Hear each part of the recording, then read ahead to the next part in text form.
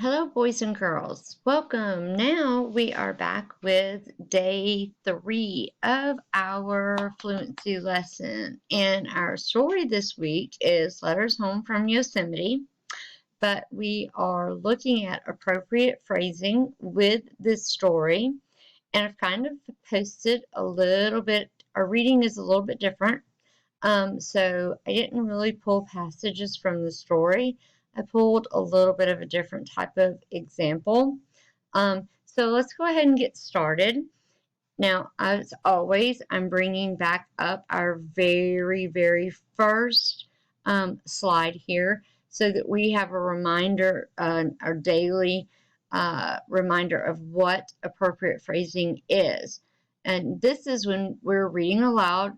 We group our words together into phrases to better understand the meaning of our text. It helps with our comprehension. So when we pause, make sure we understand that it's after actions, just like we talked about yesterday when Tom found the dog after or in the doghouse. We pause there.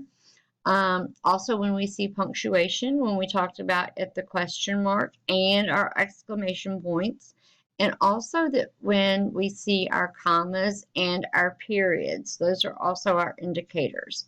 Now, remember yesterday, we talked about using the backslash.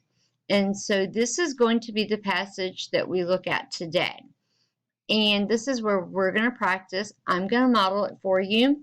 And then this is going to be the passage that you are going to model for us today or for me or your parents. And so this is what you're going to practice with.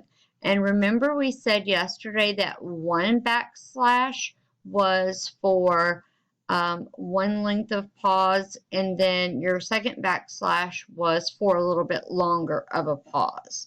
So that indicates your time limit. It kind of lets you know. So as we're getting used to this, or as we're learning, then those backslashes come in kind of handy. So let's go ahead and get started. So I'm going to go through and model with appropriate phrasing. So listen to my model. Tom yelled to his friend Sam, "Wait for me!" Sam stopped and waited for him.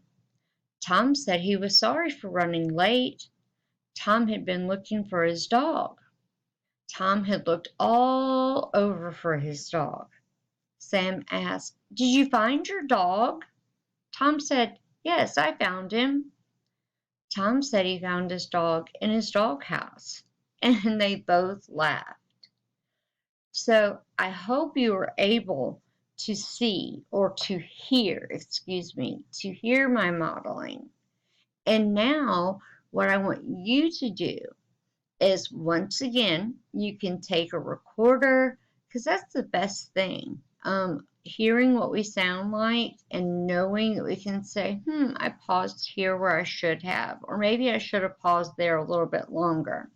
If you have a cell phone, that's probably the easiest thing. You can even use the comment box on your Schoology account. All you have to do is log in. There's a microphone on there. We've been using that before. Press record, and all you have to do, read this passage here several times, 2 and 3 and 4 times, until it sounds just right for you. And then you guessed it, go find that adult, a parent, a sibling, anybody that's with you, and go show them how great you are and how wonderful you've been doing this week with your appropriate phrasing. All right, that's everything for now. Great job, and I will see you later for our next fluency lesson. Have a great day. Bye-bye for now.